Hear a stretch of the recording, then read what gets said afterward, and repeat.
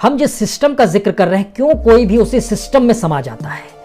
आज की स्थिति में सबसे जरूरत क्या है? अनाज, चावल और गेहूं। वो किसके गोडाउन में है? एफसीआई के गोडाउन में। हम आप दोनों जानते हैं एफसीआई के गोडाउन में कितनी कैपेसिटी है, और जो कैपेसिटी उसके पास नहीं है वो बाकी अनाज कहां रखती है? वो क्या फ्री ऑफ कॉस्ट अनाज रख देती है? उसके लिए कुछ भी नहीं देना पड़ता है। आपको जानकर हैरत होगी, सरकार अनाज खरीदने के लिए जितना किसानों को नहीं देती है, उससे ज्यादा बड़ी रकम उस अनाज को गोडाउन्स में रखने के फीस के तौर पर उसे देना पड़ता है, अलग अलग वेयर हाउस में।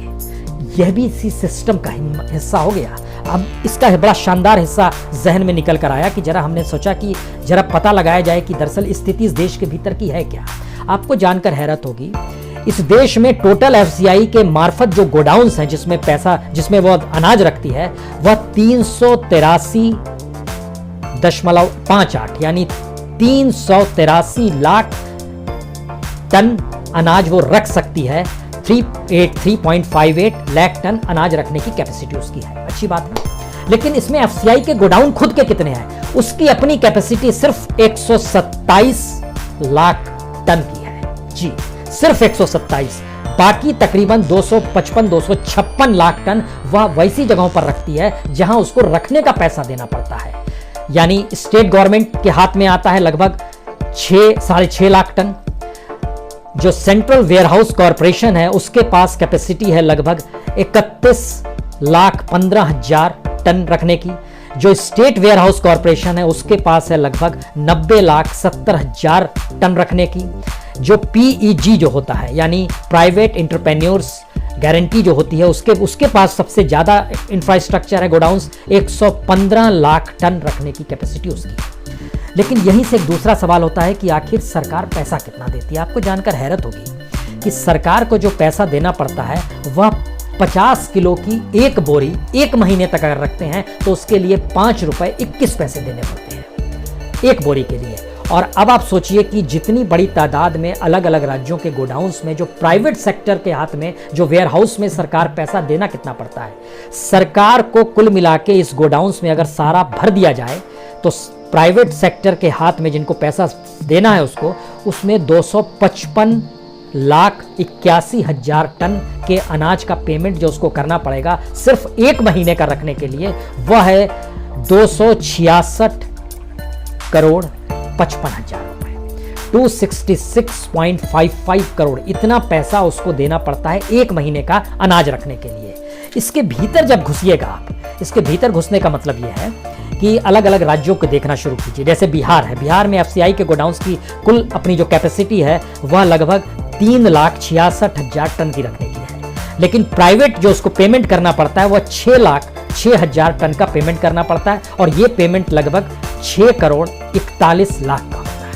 जी, 6,41,00,000 उसको पेमेंट एक महीना का सिर्फ करना पड़ता है। और अनाज एवरेज जो पड़ा रहता है वो लगभग 6 महीने एवरेज में आता है, लगभग 4 से 6 महीने के बीच, 4 से 7 महीने के बीच में अनाज गोडाउन्स में पड़े रहते हैं। फिर वो जब 6 महीने के बाद साइकिल आती है, फिर वो अनाज निकल कर आता है, फिर उस जगह पर जाता है। इसी तरीके से वेस्ट बंगाल में सबसे कम वेस्ट बंगाल को देना पड़ता है। यहां पर मैक्सिमम एफसीआई के गोडाउन है, लगभग 8.5 लाख टन रखने की कैपेसिटी है। लेकिन वेस्ट बंगाल में सिर्फ प्राइवेट के 1 लाख टन उसको किराए पर देना पड़ता है, लेकिन वह भी 1,10,00,000 रुपए उसे किराए पर देने होते हैं एक महीने के। उत्तर प्रदेश की स्थिति और नाजुक है। उत्तर प्रदेश में अपनी कैपेसिटी एफसीआई गोडाउन की सिर्फ 15,15,000 टन रखने की है, और उसको पैसा जो पेमेंट करना पड़ता है वो 39,40,000 टन अनाज जो रखा जाता है गोडाउन्स में, उसके लिए उसको पेमेंट करना पड़ता है 35,68,00,000 का एक महीने का। पंजाब की स्थिति और नाजुक है। पंजाब में चूंकि प्राइवेट के हाथ में यानी पैसा जो देना पड़ता है एफसीआई के गोडाउन्स में किराए के तौर पर, वह हिस्से में आता है लगभग 88,95,000 टन अनाज वहां पर रखने की कैपेसिटी प्राइवेट हाथ में होती है, तो उनको देना पड़ता है 92,68,00,000। यह स्थिति कमोवेश हर जगह है। यहां पर हमें लगता है पंजाब के साथ हरियाणा का जिक्र भी जरूरी है, क्योंकि हरियाणा में खूब अनाज होता है और वहां की कैपेसिटी सिर्फ एफसीआई गोडाउन की लगभग 7.5 लाख टन रखने की है, और प्राइवेट को जो पेमेंट करना पड़ता है वो लगभग 41,92,000 टन को उन गोडाउन्स में रखा जाता है, जहां पर 50 किलो की बोरी एक महीने रखने पर 5 रुपए 21 पैसे देने पड़ते हैं। तो इसका पेमेंट होता है 43 करोड़ 68 लाख रुपए का। ये सारी जोड़ते चले जाइएगा तो इस देश के भीतर में पेमेंट बढ़ रहा है, वो बढ़ते बढ़ते आ रहा है 266 करोड़ सीधे सीधे आ रहा है, ये टोटल जो अलग अलग जगह से हायर किया जाता है। अब सवाल इसके आगे का है, क्या इस देश के भीतर में ऐसा ही रहा है या इस देश के भीतर में मौजूदा वक्त में ऐसा हो गया है? ये इसलिए बड़ा महत्वपूर्ण है क्योंकि हम आपको एक दूसरा डाटा बताने जा रहे हैं कि इस दौर में सिस्टम काम नहीं करता है, कुछ गवर्नेंस काम नहीं करती है, कुछ सरकारें काम नहीं करती है। 1 अप्रैल 2014 यानी आप 6 साल पहले लौट जाइए, उस समय भारत में एफसीआई के गोडाउन में रखने की कैपेसिटी थी 368 लाख टन की, और अदर एजेंसीज के पास जो रखा जाता था वो था लगभग 379.18 लाख टन, और ये जो अदर रखा जाता था उसके जरिए सरकार को देना पड़ता था 326 करोड़ 9 लाख रुपए। यह 2014 का जिक्र कर रहे हैं। 2018 का जो गवर्नमेंट का डाटा आया उसमें जानकारी मिली, ये जो हमने 5 रुपए 21 पैसे के हिसाब से आपको बताया है, 2014 में 50 किलो की बोरी रखने की स्थिति थी, वह 4 रुपए 21 पैसे हुआ करती थी, 4.5 रुपए हुआ करती थी। तो ये एक अंतर आया, उस समय से बढ़कर अब 5 रुपए 21 पैसे हो गए। लेकिन एफसीआई के कुल गोडाउंस जिसका जानकारी हम दे रहे थे शुरुआती दौर में, इसके अलावे भी गोडाउंस लिए जाते हैं जहां पर सरकार अलग अलग तरीके से अनाजों को रखती है। इसीलिए फुल कैपेसिटी जो होती है गवर्नमेंट की, एक 2014 में थी 748 लाख टन रखने की, और 2018 में है 843 लाख टन रखने की। जाहिर बढ़ गया, आपके और हमारे दोनों के जहन में आएगा। लेकिन इसके पीछे का सच ये है कि एफसीआई के गोडाउंस कम हो गए। 2014 में 368 लाख टन रखने के थे, जो 2018 में घट के 362 लाख टन हो गए, और जो प्राइवेट सेक्टर दूसरी एजेंसीज को दिया जाने लगा वो 379 लाख टन रखने की कैपेसिटी थी, जो कि अब बढ़ के 480 लाख टन हो गया।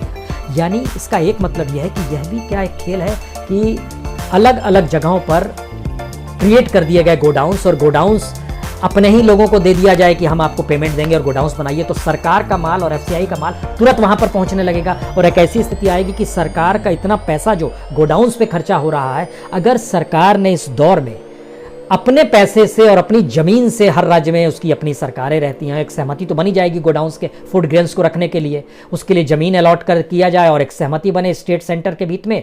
लेकिन फेडरल स्ट्रक्चर भी चूंकि इस दौर में चरमराया हुआ है, तो स्टेट जमीन नहीं देता है, सेंटर क्रिएट नहीं कर पाता है। लेकिन जब एक ही पार्टी की कहीं कहीं सरकार है, वहां काम ये होना चाहिए। किसी ने काम नहीं किया इस दौर में।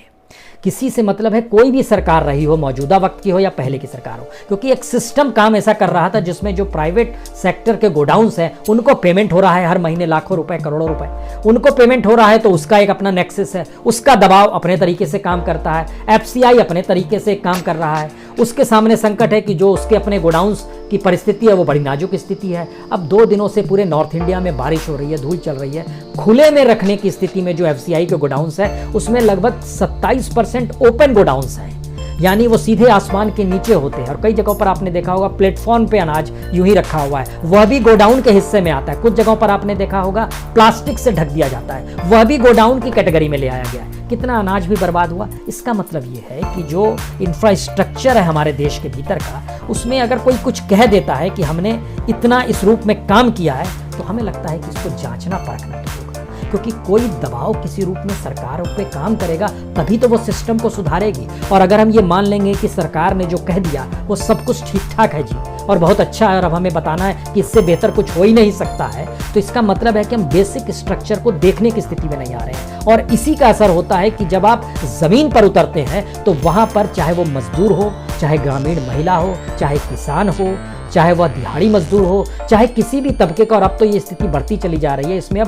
प्रोफेशनल्स भी दायरे में आएंगे। और आने वाले वक्त में जो इकोनॉमिक क्राइसिस का स्थिति आ रही है, वह स्थिति इस रूप में चुभ रही है कि दरअसल संकट हर किसी के सामने होगा तो उनके दर्द को भी कौन सुनेगा, क्योंकि यहाँ तो बातें होंगी कि सब ठीक ठाक है और प्रचार प्रसार होगा सब ठीक ठाक है। तो ये स्थिति अगर निचले स्तर पर हम लोग ठीक नहीं अभी कर पा रहे हैं, तो कल ऊपरी स्तर की स्थिति में क्या क्या स्थिति हो सकती है, ये शायद एक समझने वाली चीज़ है।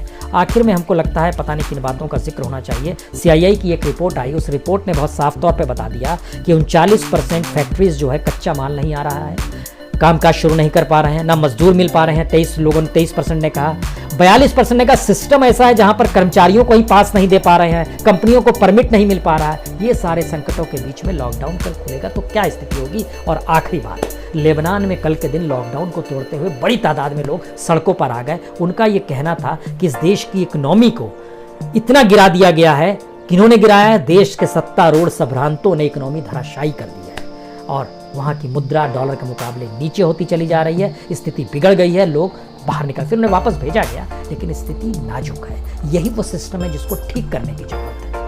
कौन करेगा, कैसे करेगा, या सिर्फ कह दिया जाएगा हमने इतना का कर दिया, 33 करोड़ लोगों को राहत दे दी, तो क्या मान लिया जाए? नहीं माना जाएगा। बहुत बहुत शुक्रिया, बहुत बहुत शुक्रिया।